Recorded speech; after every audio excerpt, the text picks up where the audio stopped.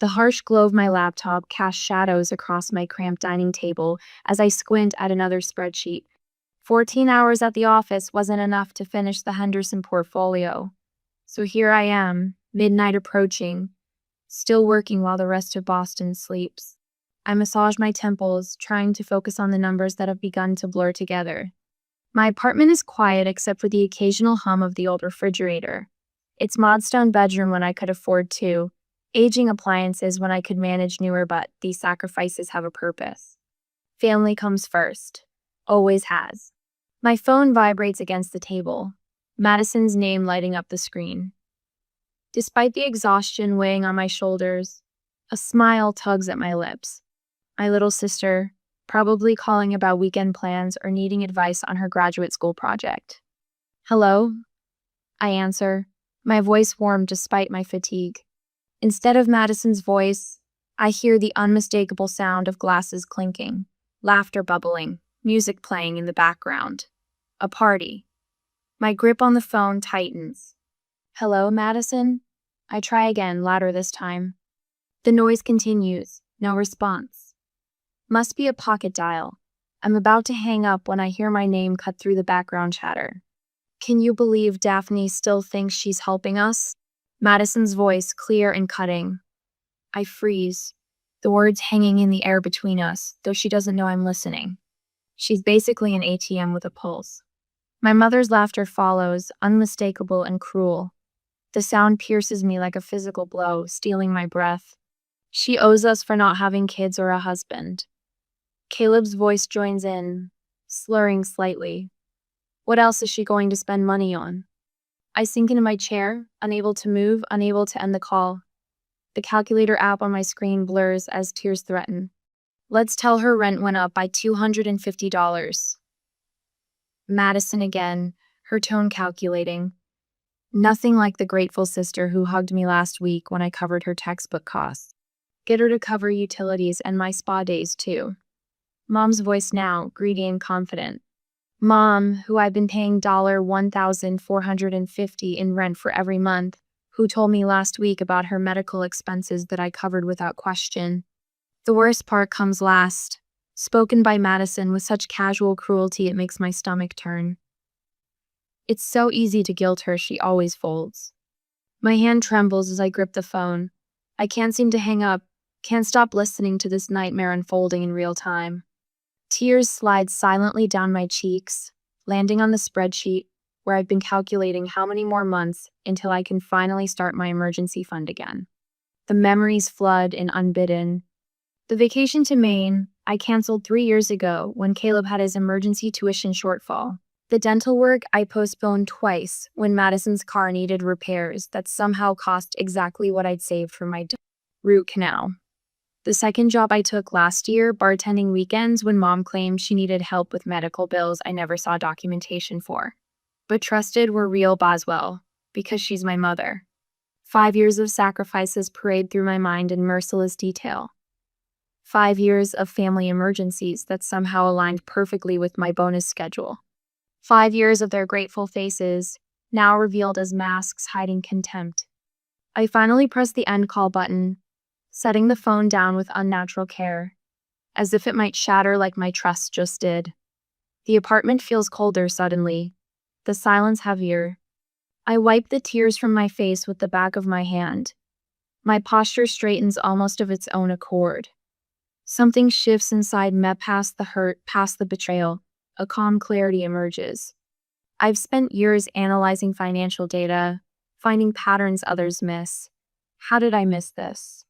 I pick up my phone again, my fingers steady now as I type. Hey, I think my phone glitched weird signal just now. Everything okay? The response comes quickly. All good, just having dinner with Mom and Caleb. Talk tomorrow? No mention of a party. Another lie, so effortless it's chilling. I close my laptop, pushing aside the Henderson portfolio. It can wait until morning. Instead, I open a new spreadsheet, naming it something I should have created years ago. Exit strategy. The title stares back at me, both terrifying and liberating. For the first time in 5 years, I'm not thinking about how to help my family. I'm thinking about how to help myself. and they'll never see it coming. Bank statements cover my dining table like fallen leaves, each one a record of my generosity or my gullibility.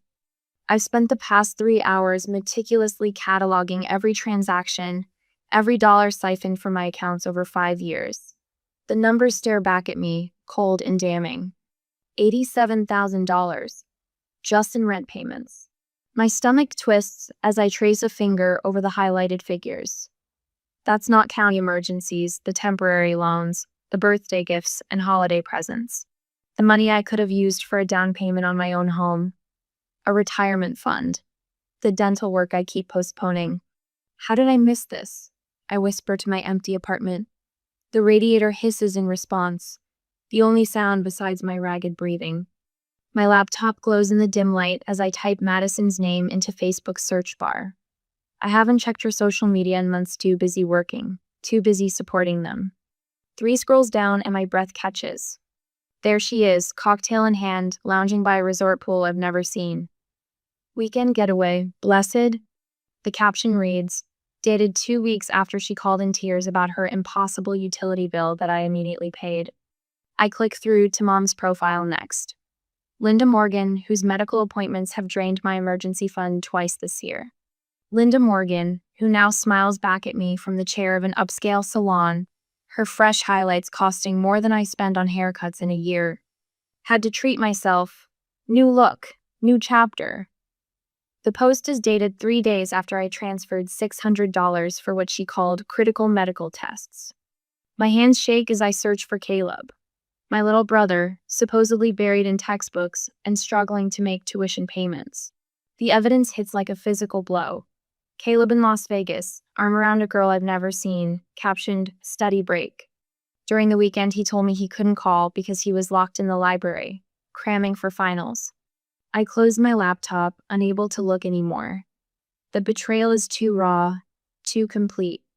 Memory after memory resurfaces, now cast in the harsh light of truth. Last Christmas, dropping off carefully selected gifts at their door, Mom claiming she was too tired for me to come inside. The birthday dinner I arranged for Linda at her favorite restaurant, where they left an hour early for a headache that didn't stop them from posting bar photos later that night. The promotion celebration no one attended because of car trouble. The pattern is so clear now, texts appearing only when bills were due, calls that never asked how I was doing, only what I could give. My phone buzzes on the table. Mom's name appears on the screen, and for the first time, I feel nothing but a cold clarity. Daphne, honey, it's been ages. We're having a little family dinner on Sunday. Can you make it? My voice doesn't betray me as I accept the invitation, already calculating my next move. I'd love to. Should I bring anything? Just yourself, she says warmly, the same warmth I once mistook for love instead of opportunity. After ending the call, I stand before my bathroom mirror, practicing normal smiles, rehearsing casual responses. Oh, rent went up again? That's terrible. Smile, sympathetic nod. Another unexpected bill? That must be so stressful. Concerned frown, but not too deep. I open my closet, pushing past the few nice pieces I've allowed myself. No, those won't do. I select faded jeans, a sweater with worn elbows. The illusion of struggle must be maintained a little longer. For dessert, I'll bring my chocolate cake, the one they always praise, but never quite appreciate I bake from scratch to save money. The irony doesn't escape me as I write down ingredients I'll need. You've been supporting them for years? Eleanor's fork freezes halfway to her mouth, her salad momentarily forgotten as we sit in the corner booth of the cafe across from my office. I've paid their rent since Mom claimed she couldn't work full-time after her back injury. The air quotes I make feel bitter, childish, but necessary. I've been living in that 1-bedroom apartment so they could have their 3-bedroom house. Eleanor's face shifts from shock to anger on my behalf. Daphne, that's exploitation. The word lands heavily between us. I've avoided naming it until now. My guest room is yours if you need space when this all comes out, she offers, reaching across the table to squeeze my hand. Whatever you decide to do. I thank her, throat tight with unexpected emotion. Having someone firmly in my corner feels foreign, precious. Later that afternoon, Michael from accounting stops by my desk. He survived his own family betrayal 3 years ago, parents who remortgaged their house in his name. He recognizes the signs in me. Remember, setting boundaries isn't cruel, he says quietly. It's the most honest thing you can do for everyone involved. That night, I find myself staring at old family photos. Dad with his arm around me at my high school graduation, his proud smile. Madison is a toothless 7-year-old, clutching my hand on her first day of school. Caleb learning to ride a bike, my hands steadying him from behind. Were those moments real? Or was I always just a resource to them, even then? My phone rings. Mom again. You're bringing that chocolate cake everyone loves, right? Her voice is honey sweet, familiar in its manipulation. Of course, I say, feeling the old guilt rising, threatening to break my resolve. Family is family after all. Maybe I've misunderstood. Maybe. I hang up and play the recorded call again, their cruel laughter filling my quiet apartment. She's basically an ATM with a pulse. It's so easy to guilt her, she always folds. I close the photo album and straighten my shoulders. The doubt recedes, replaced by something cooler, more determined. Sunday dinner is 2 days away. It's time they learn that ATMs can be permanently out of service. The familiar brick colonial looms before me, its windows glowing amber against the twilight sky. I pull my sensible sedan to the curb, cut the engine, and sit motionless. This house, 3 bedrooms, 2.5 baths, with the wraparound porch Dad always wanted, isn't mine, though my name appears on every mortgage payment for the past 5 years. Just breathe, I whisper, gripping the steering wheel. My rehearsed smile feels like a mask already, tight and unnatural. The front door swings open before I reach the porch steps. Madison bounces out, all honey blonde hair and practiced enthusiasm. Daff, you made it! Her arms encircle me, squeezed firmly enough to convince. I catalog the details I once missed. The fresh manicure with intricate designs that couldn't have cost less than $80. The subtle scent of a perfume I recognized from the Nordstrom beauty counter. Wouldn't miss it. My voice emerges steady, betraying none of the tremors I feel inside. Mom appears in the doorway, arms outstretched, her smile wide, but eyes calculating. There's my responsible girl. The word lands like a slap now. Responsible. Code for useful. Hi, Mom.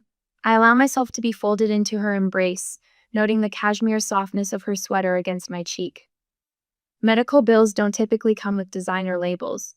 Caleb appears last, offering a half-hearted side hug that lasts precisely 2 seconds. Hey, sis. I followed them into the living room I rarely visit despite funding. The walls are decorated with family photos, Madison's graduation, Caleb's high school football days, Mom's 60th birthday cruise. I scan for evidence of my existence, but find nothing more recent than my college graduation. 10 years erased, except for my financial contributions. Is that a new television? I ask, gesturing toward the sleek 65-inch screen dominating the wall. Last month, Caleb had texted about being unable to afford his textbooks. Oh, that old thing? Mom waves dismissively. Black Friday deal. Practically gave it away. Black Friday was 4 months ago. The model came out 6 weeks ago. Madison sits beside me, her freshly manicured hands fidgeting in her lap. French tips with tiny crystals catching the light. The same hands that typed, barely making ends meet in last week's text message. How's work? She asks, not waiting for my response before continuing. I've been absolutely drowning in my thesis research. Professor Saunders is being completely unreasonable about deadlines. The same Professor Saunders she tagged in Instagram photos from a weekend music festival 2 weeks ago. Best professor ever? Works fine, I answer simply. Busy season. Mom brings in a tray of coffee and her famous lemon squares the ones she knows I love. The sugar-dusted treats are carefully arranged, a sweetener for what's coming. They always feed me before asking for money. So, Mom begins after precisely 2 sips of coffee, right on cue. Her voice drops to that familiar, urgent tone. We've had some unexpected news. I take a bite of lemon square, buying time. 5 years of these performances, and I never recognized the pattern. The dramatic pause, the concerned glances between them, the inevitable crisis that only my checkbook can solve. The landlord called yesterday. She shakes her head, eyes downcast. He's raising the rent. Again. $250 more starting next month. Madison's eyes widen on cue. We're already stretched so thin, Daff. I've picked up extra research assistant hours, but it's barely making a dent. Research assistant hours that haven't prevented her from posting poolside margarita photos every Thursday afternoon for the past month. I'm worried about falling behind in school, Caleb adds right on cue. If I have to pick up more delivery shifts, my GPA will tank. His recent Vegas poker tournament winnings apparently insufficient for rent, though adequate for the designer sneakers he's currently wearing. Their glances telegraphed between them, Mom's slight nod to Madison, Madison's eye flicked to Caleb. The synchronized dance of manipulation I now see with painful clarity. That's terrible, I say, my tone appropriately sympathetic. Didn't you just go to that spa resort last month, Mom? The one in the Berkshires? A moment of panic flashes across her face before she recovers. Oh, that was a special deal through my church group. Practically free. The $379 per night tea resort her friend accidentally tagged her at. The $120 hot stone massage she reviewed online. I turned to Madison. That's a beautiful purse. Nordstrom? Her fingers instinctively touched the buttery leather bag beside her. This? No, it's just a really good knockoff from that market downtown. The same bag I priced last week while researching her spending. $450, genuine leather. And Vegas looked fun, Caleb. Your Instagram had some great shots of the Bellagio. He shifts uncomfortably. Just crashed on a buddy's hotel room floor. Barely spent anything. Except the $800 his poker tournament entry cost, prominently displayed in his victory photo. Their momentary panic dissipates quickly, replaced by practiced excuses. The choreography is flawless. They've been performing this play for years. Mom clears her throat, steering the conversation back to the script. About the rent increase. She hesitates, the practiced pause designed to build tension. We were wondering if you might be able to help with the extra $250, just until things stabilize. 3 faces turn to me, expectant. A pointed silence stretches between us. I let it linger longer than usual, watching doubt flicker across Mom's face. Of course I'll help. The words come out exactly as rehearsed. Family comes first, right? Their collective exhale is audible. Shoulders relax, smiles return. Mom reaches over to squeeze my hand, her grip firm with victory. You're an angel, Daphne. I don't know what we'd do without you. When they disappear into the kitchen to prepare dinner, I casually walk to the mail pile on the entryway table. The landlord's official notice sits in plain view an increase of $50, not $250. I snap a quick photo with my phone. Bathroom? I call out, though I know exactly where it is. Down the hall, honey. Mom answers from the kitchen. Instead, I slip into her bedroom, quickly photographing the bank statement carelessly left on her nightstand. The spa charges are highlighted in yellow. Mom's way of tracking business expenses for tax write-offs she doesn't qualify for. Back in the dining room, I position my phone casually on the table. Voice memo recording as Mom returns with a roast that cost more than the groceries in my refrigerator. To family, Mom says, raising her glass. To family, we echo, and I smile, knowing this performance is almost over. Sometimes revenge doesn't require confrontation. Sometimes it's simply about gathering evidence until the truth becomes undeniable even to yourself. The clock on my laptop reads 11:59 p.m. Rent is due at midnight. My fingers hover over the keyboard. The payment form filled out to the last digit $1,450 that will drain my account yet again. The cursor blinks over the submit payment button, waiting for the click that's come automatically for 5 years. But tonight, something has changed. I think of the recording saved on my phone ATM with a pulse, and close the laptop with a soft click that sounds like freedom. I power off my phone completely and place it in my nightstand drawer, burying it beneath a novel I haven't had time to read. The silence in my apartment feels strange, almost uncomfortable. For the first time in years, I am unreachable to them. Madison's first text arrives at 6:22 a.m. Hey, rent's due today. By noon, Mother's message appears. Landlord called about the payment. Everything okay? By 3 o'clock, Caleb joins the chorus. Mom's really stressed about the rent. Call her as soon as possible. The evening brings escalation. Where's the money, Daphne? We're counting on you. And finally, as midnight approaches again, if you don't pay, we'll be evicted. How could you do this to us? I watch the messages accumulate on my reactivated phone, each one stripping away another layer of their performance. The pretense of care dropping away with each passing hour, revealing the naked desperation beneath. I'd like to change all my account passwords and set up additional security measures, I tell the bank representative. Her name tag reads Janice, and her eyes widen slightly at my comprehensive list of requests. 2 hours later, I walk out with new cards, new pins, new online credentials, and the unsettling knowledge that Madison had attempted to access my savings account last Christmas something the bank had flagged but never reported to me. That afternoon, I methodically work through my list. I remove my credit card from our shared Netflix and Hulu accounts. I call the electric company to confirm I'm not listed on my mother's utilities, despite having paid them for years. I delete payment methods from Amazon and change the password. By evening, I've created a new email address and ordered a new phone number, a clean slate. Each step feels like dismantling a piece of the cage I've lived in. Is this really necessary? Eleanor asks when I explain my actions over coffee. I show her the spreadsheet of emergencies that aligned perfectly with my bonuses. They've taken almost $90,000 from me. I say the number's still shocking even to me. What happens when they realize? She asks. They already have, I say, showing her my phone screen with 37 missed calls. On the third day, I answer Madison's call. Where have you been? Her voice explodes through the speaker, raw panic stripping away her usual calculated sweetness. We need the money now. I sit at my small dining table.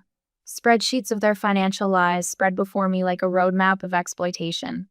I've been thinking a lot about our family dynamic, I say, my voice steady in a way that surprises even me. We don't have time for this. Madison's voice rises, edging toward hysteria. The landlord is threatening eviction. I'm making some changes in how I support the family. The words come out firm, a boundary made of sound. There's a shuffling, and then my mother's voice cuts in, sharp as a blade. Daphne, what's the meaning of this? I recognize the tone, the one that made me fold countless times, the voice of authority that now sounds hollow. In the background, Caleb pleads, then curses. I know the rent is actually $1,200, not $1,450. Silence, complete and revealing.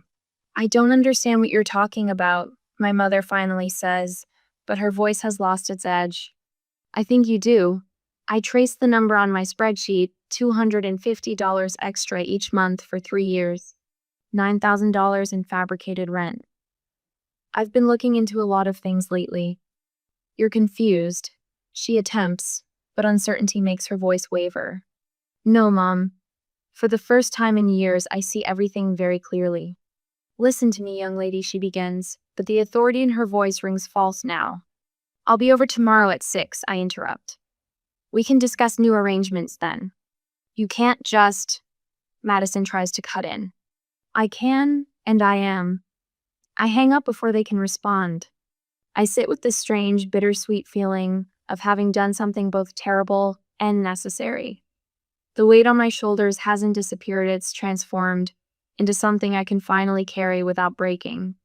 My phone lights up again immediately. I silence it and look at the framed photo of my father on my desk.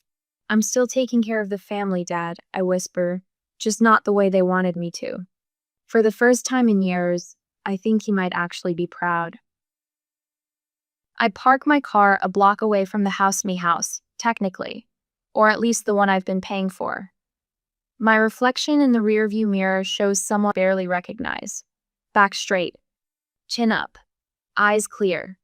No hint of the woman who spent years hunched over spreadsheets, calculating how to help a family that saw me as nothing more than an ATM with a pulse. The manila folder on the passenger seat contains every piece of evidence I've collected: bank statements, social media screenshots, text messages they never thought I'd see, a calculator showing the grand total: $87,452. My life reduced to a number they took for granted. "You've got this," I whisper to myself, the words hanging in the still air of my car. The walk to their front door feels like crossing a threshold between my old life and whatever comes next. Through the window, I can see them pacing. Linda's hair is uncombed, Madison's mascara smudged, and Caleb's expression hovers somewhere between fury and fear. I don't knock. My key still works, though after today, I won't need it anymore. Their heads snap toward me when I enter. The eviction notice sits prominently on the coffee table, the bold red lettering visible from where I stand. The house smells of desperation and burnt coffee. "How could you do this to your own mother?" Linda launches immediately, her voice cracking with practiced vulnerability. She's wearing the cashmere sweater I bought her last Christmas while she claimed to need money for winter utilities. Madison's eyes well, with tears on cue. "Daphne, please, we'll be homeless." Caleb stands against the wall, arms crossed, hostile. "Real nice, sis, real family-oriented of you." I place my purse carefully on the entryway table and step into the living room. My footsteps sound different somehow, deliberate. The sound of someone who knows exactly where they're going. "I'd like to play something for you," I say, my voice steadier than it's been in 5 years. Before they can protest, I place my phone on the coffee table and press play. The sound of clinking glasses and laughter fills the room. Then, Madison's voice clears a bell. "Can you believe Daphne still thinks she's helping us?" The blood drains from their faces as they hear their own words. Linda's laugh, brittle and cruel. "She's basically an ATM with a pulse." Caleb's slurred mockery. "She owes us for not having kids or a husband." Madison again, calculating. "Let's tell her rent went up by $250. Linda's greedy addition. "Get her to cover utilities and my spa days too." The final knife twist, Madison's casual cruelty. "It's so easy to guilt her, she always folds." Linda lurches forward. "Turn that off." I raise my hand, and she freezes. It's the first time in my adult life I've silenced her with a gesture. "No," I say simply. "You're going to listen. All of you." I pull out the bank statements next, laying them methodically on the table. The rent on this house is $1,200 per month. For 5 years, I've been paying you $1,450, believing I was helping with utilities. I tap the paper. "Where did that extra $12,000 go, Mom?" Linda's mouth opens and closes. "And these," I continue, spreading out social media screenshots. Madison's Cabo trip during her financial emergency last spring. Caleb's new gaming system when he was struggling with textbook costs. Mom's spa weekend when she had medical bills. "You were spying on us?" Caleb sputters. "No, I was finally paying attention." I pull out my calculator next, displaying the total. Their eyes widen as they see the number. $87,452. That's what I've given you over 5 years, not loan given. While I lived in a 1-bedroom apartment with aging appliances and postponed dental work. While I took a second job bartending weekends. Madison tries to interrupt, but I continue, my voice gaining strength. "I'm done being your ATM. As of today, there will be no more financial support of any kind." The panic in their eyes is immediate and visceral. "You can't do this," Linda says, her tone shifting from accusation to bargaining. "We're family." "The eviction notice gives you 2 weeks, I say, unmoved. I suggest you start packing." "We'll pay you back," Madison offers desperately. "We just need a little more time." "This isn't about the money," I say. "It's about the lies, the manipulation, the mockery." Caleb steps forward, his stance threatening. "So that's it? You're just cutting us off?" "Yes," I reply. the simplicity of the word almost beautiful. I reach into my pocket and pull out my house key, placing it on the table with a soft click. Family isn't measured by what you can take, I say, looking at each of them in turn, but by what you freely give. Linda scoffs, but there's fear behind her eyes.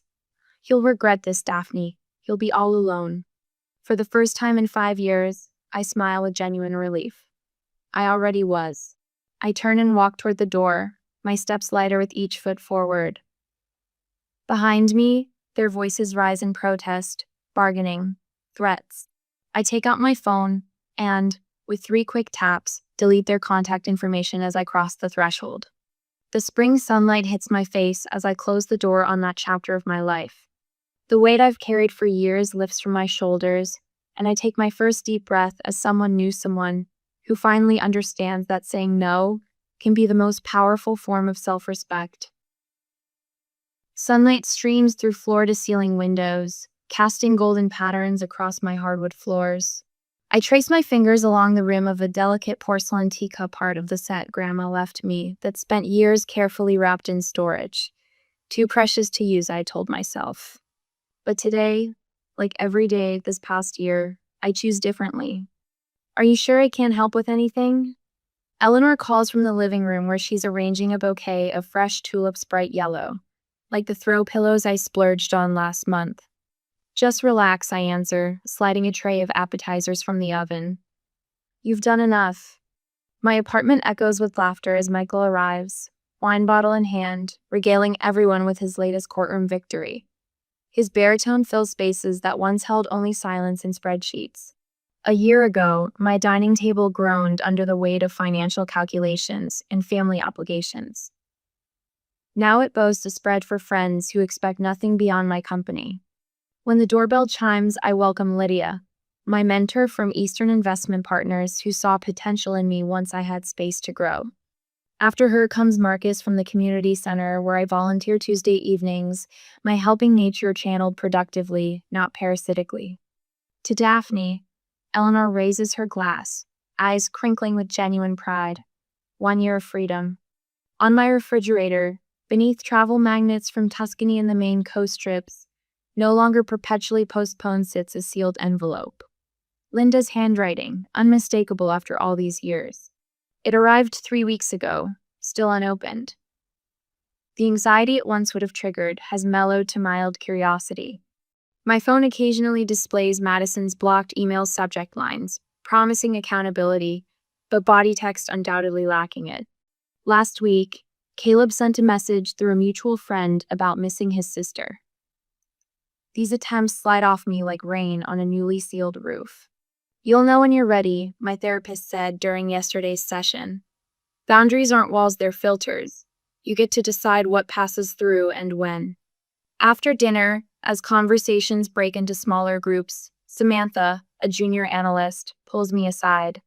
I started that spreadsheet you suggested, she whispers, a familiar weight in her voice. I'm supporting my brother through his 3rd career change while paying Mom's credit card bills. I recognize the shadows under her eyes, the same ones that haunted my mirror for 5 years. Your spreadsheet has 2 columns. I tell her, not as a broken woman bitter at the world, but as someone who's climbed the mountain and can guide others. What you give and what it costs you. But there should be a 3rd column, what you save for yourself. Her eyes widen, as if I've suggested something revolutionary. Later, as my guests gather their coats, my phone lights up with notification of the promotion I've been working toward. Senior Vice President of Portfolio Management. The celebration erupts immediately, genuine joy unmixed with calculation or envy. These people want nothing from me but happiness. On my balcony, after everyone leaves, I watch the sunset paint the Boston skyline in amber and purple. My emergency fund is robust, retirement accounts recovering, and next month I'll make my first contribution to a scholarship for students who lost parents young. I open my journal, fingers tracing the leather cover worn smooth by nightly reflections. Today marks 1 year of freedom. I choose to help, not to be used. The horizon spreads before me like an unwritten story. Somewhere across the city, my blood relatives continue without my subsidies. But here, In this space I've learned a powerful truth. Sometimes the family you need isn't the family you were born into.